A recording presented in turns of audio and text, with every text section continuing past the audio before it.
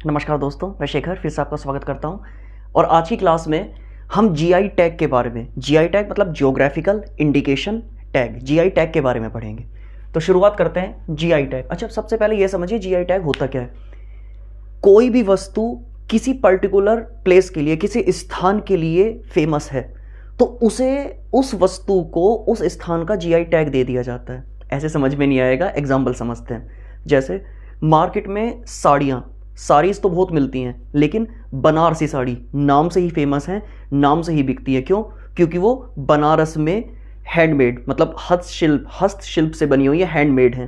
तो बनारसी साड़ियों को जीआई टैग मिला हुआ है बनारस से कि ये साड़ियाँ बनारस की हैं। जैसे एक और एग्जांपल समझते हैं।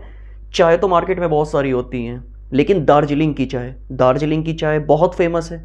तो दार्जिलिंग की चाय को जीआई टैग मिला हुआ है कि ये दार्जिलिंग से बिलोंग करती है।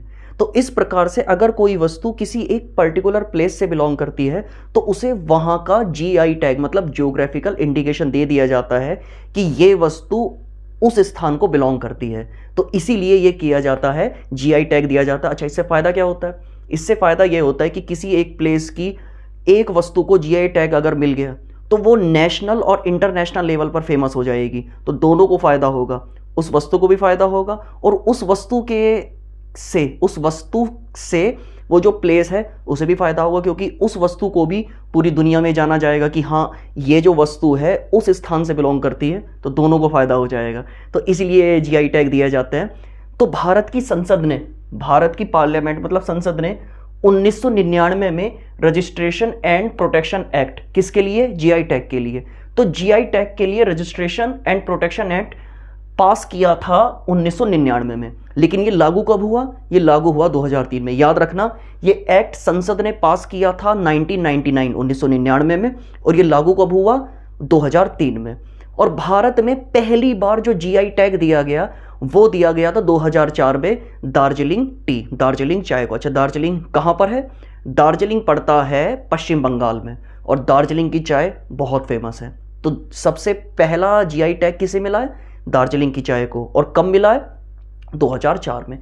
इस क्लास में हम ना केवल 2022 में जो जीआई टैग मिले हैं वो तो पढ़ेंगे ही पढ़ेंगे, लेकिन साथ में कुछ जीआई टैग 2022 से पुराने हैं लेकिन इंपॉर्टेंट से एग्जाम में पूछे जाते हैं, तो वो भी पढ़ेंगे। और बहुत आसान तरीके से करेंगे। यहाँ तुम्हें कुछ भी तो नहीं, हाँ 2-3 तो तुम्हें याद करने की जरूरत पड़ेगी, लेकिन और तो सब नाम से ही हो जाएंगे कि ये किस किस से है। एग्जाम्पल से देखते हैं। जैसे सबसे पहला है अरुम्बुर लकड़ी की नक्काशी। तो हस्तशिल्प, हैंडक्राफ्ट है। तो यहाँ पर लकड़ी की जो नक्काशी होती है, लकड़ी पे जो वर्क होता है, अरुम्बुर लकड़ी की नक्काशी, तो ये कहाँ पे है? तमिलनाडु में। तो तमिलनाडु में हस्तशिल्प, हैंडीक्राफ्ट के लिए इसे जीआई टैग मिला है। ये आपको याद करना पड़ेगा। दूसरा है कोडाईकनाल मलाई पोडू। अच्छा, मलाई पोडू पे थोड़ा पहले, कोडाईकनाल पे रुक जाओ। कोडाईकनाल ये कहाँ पर है? ये तमिलनाडु में है। कोडाईकनाल तमिलनाडु में एक बहुत अच्छा टूरिस्ट प्लेस है, घूमने की जगह है ये। तो यहाँ तुम्हें आगे जाने की जरूरत ही नहीं है। यहाँ जैसे ही कोडाईकनाल आया तो सिंपल दिमाग जाएगा कहाँ पे है? ये तमिलनाडु में। तो अगर आपको ज्योग्राफी की ठीक नॉलेज है, मैं बहुत अच्छी नॉलेज नहीं कह रहा हूँ, ठीक नॉलेज है, तो जीआई टैग ऐसे ही हो जाते हैं। तो यहाँ पर हमें कौन सा वर्ड हाईलाइट करना है? कोडाईकनाल। कोडाईकनाल कहाँ पे है? तमिलनाडु में एक बहुत अच्छा टूरिस्ट प्लेस है। तो सिंपल है, इस जीआई टैग मिलेगा तो तमिलनाडु को ही मिलेगा कोडाईकनाल के लिए। तो मलाई पोंडू याद कर सकते हो, मलाई के नाम पे याद कर सकते हो, लेकिन कोडाईकनाल से सीधा दिमाग जाएगा तमिलनाडु में। तीसरा करते हैं डिंडीगुल के ताले। अच्छा, अलीगढ़ के भी ताले फेमस है, डिंडीगुल के ताले भी बहुत फेमस है, लेकिन डिंडीगुल यहां से याद आता है। डिंडीगुल से एक व्यक्ति का नाम, जिसका नाम था हैदर अली। हैदर अली सबसे पहले डिंडीगुल का ही सेनापति बना था, उसके बाद वो मैसूर का राजा बन गया था। तो डिंडीगुल कहां पर है? ये भी तमिलनाडु में पड़ता है। एक तरीके से ये मानिए जैसे अलीगढ़ के ताले बहुत फेमस है, अलीगढ़ को तालों का शहर मतलब लॉक सिटी कहा जाता है, ऐसे ही दक्षिणी भारत में डिंडीगुल को भी लॉक सिटी कहा जाता है। सही है। तो उत्तरी भारत में अलीगढ़ और दक्षिणी भारत में डिंडीगुल। तो डिंडीगुल के ताले जो हैं तो इन्हें मिला है जीआई टैग, और सिंपल कहां? तमिलनाडु के लिए। नेक्स्ट है पालनी पंचमीर्थम। अच्छा, पंचमीर्थम पे ध्यान मत लगाओ, शुरुआत में जाओ पालनी। ज्योग्राफी में है पालनी की पहाड़ियाँ। पालिनी हिल्स या पालिनी की पहाड़ियाँ, बहुत अच्छी जगह है, बल्कि ये पालिनी की पहाड़ियाँ और ये कोडाईकनाल पास पास में ही हैं। तो पालिनी की पहाड़ियाँ कहाँ पर हैं? सिंपल है, पालिनी की पहाड़ियाँ पड़ती हैं तमिलनाडु में। तो यहाँ पंचमीर्थम पे ना जाके केवल ये पालिनी, इस पर ध्यान दिया जाए तो तुरंत दिमाग जाएगा कि कहाँ पर है ये, तमिलनाडु में। तो जीआई टैग बहुत आसान है अगर आपकी ज्योग्राफी ठीक है तो पालिनी की पहाड़ियाँ तमिलनाडु में, तो पालिनी के लिए कुछ भी जीआई टैग मिलेगा तो वो तमिलनाडु को ही मिलेगा। नेक्स्ट है श्रीविल्लीपुत्तर पालकोवा। अच्छा, ये तुम्हें याद करना पड़ेगा, श्रीवल्ली वो वाला भी है ना गाना, उस पर मत जाना, ये है श्रीवल्लीपुत्तर पालकोवा। अच्छा, ये क्या है? एक तरीके से जैसे हमारे यहाँ पर होता है ना मिल्क केक, तो ये मिल्क केक की तरह की एक मिठाई होती है श्रीविल्लीपुत्तुर, तो ये है मालकोवा। और ये किसको मिला है?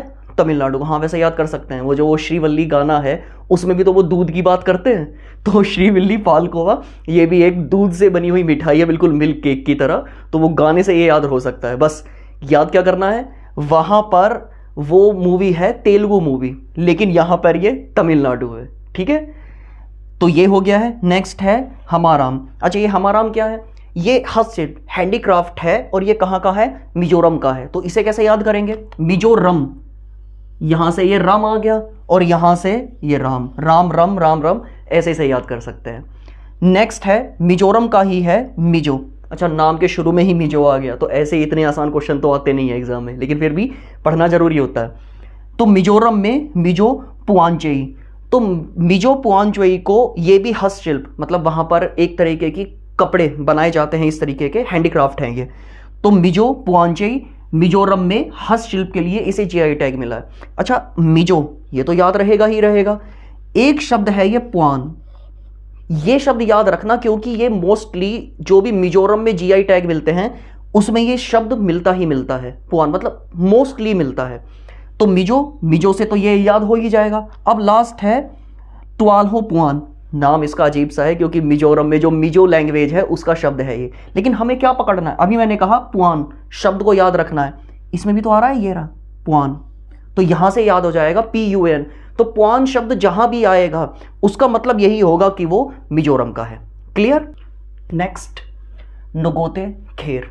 तो नगोते खेर हस्तशिल्प हैंडीक्राफ्ट की कैटेगरी में है और फिर से मिजोरम। पता है, नॉर्थ ईस्ट इंडिया, उत्तर पूर्वी भारत में मोस्टली जो जीआई टैग मिलते हैं ना, मोस्टली वो हस्तशिल्प हैंडीक्राफ्ट के लिए मिलते हैं, क्योंकि वहाँ पर जनजातियाँ रहती हैं। और जनजातियाँ किस चीज़ के लिए फेमस है? अपने पुराने रीति रिवाजों के लिए जो वो हाथ से किया करते थे। तो हस्तशिल्प हैंडीक्राफ्ट की चीज़ें वहाँ पे बहुत फेमस हैं, इसलिए मोस्टली जो जीआई टैग मिलेंगे उत्तर पूर्वी भारत में वो हैंडीक्राफ्ट के लिए ही मिलेंगे। क्लियर? नेक्स्ट है मिथिला मखाना। अच्छा, मखाना फिर से खाने की चीज़ आ गई है, लेकिन मखाने पे ध्यान नहीं, मिथिला ये कहाँ पर है? बिहार में। तो मिथिला मखाना की खेती होती है, मतलब कृषि से संबंधित है, और बिहार मिथिला।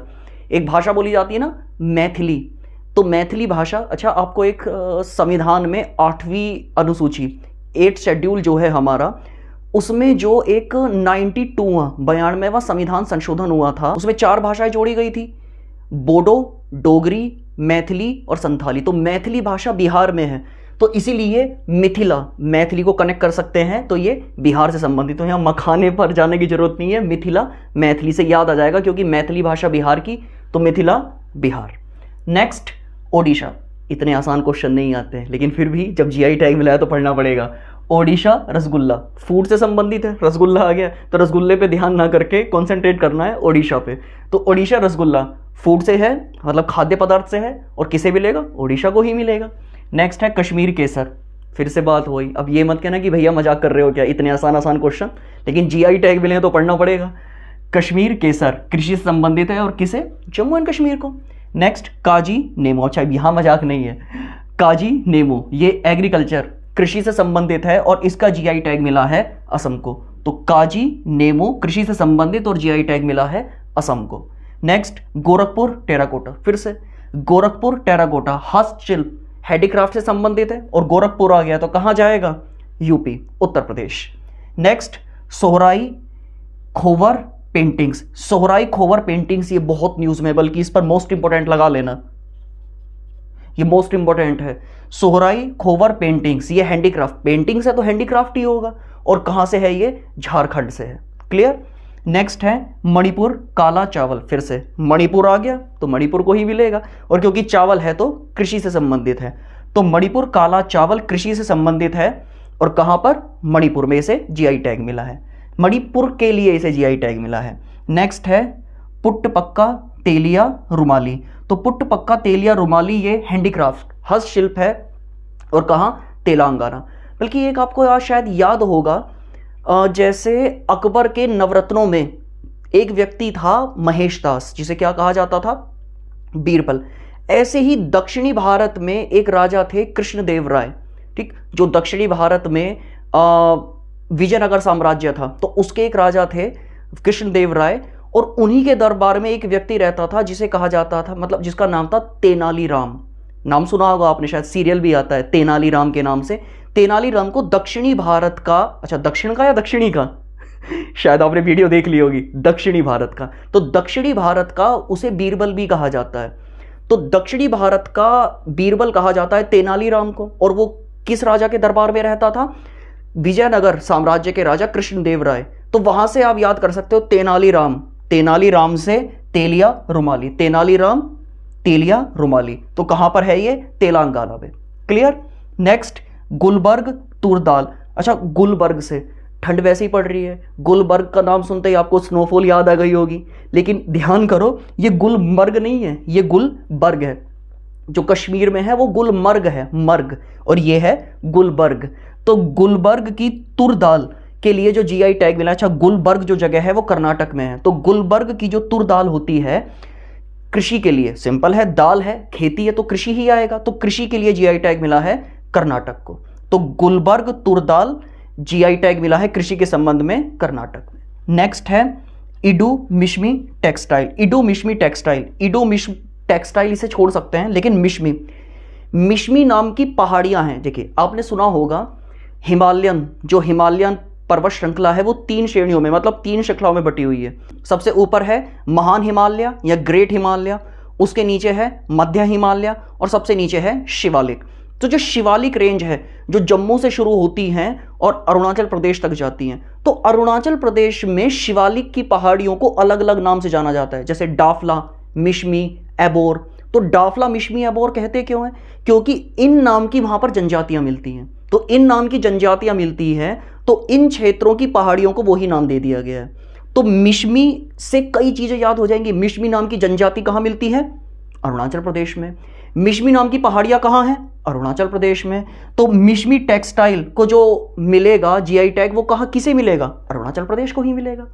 तो ये हमने 2022 की भी और भी जो कुछ रिसेंटली एग्जाम्स में पूछे गए हैं जीआई टैग, वो सारे कवर कर लिए हैं, और उम्मीद है कि जो भी आपके आने वाले एग्जाम्स हैं, इसे अगर और ये लिस्ट अपडेट होगी तो साथ में कर दिया जाएगा, ठीक है। तो ऐसे ही किसी बढ़िया से लेक्चर के साथ मिलते हैं नेक्स्ट क्लास में। धन्यवाद।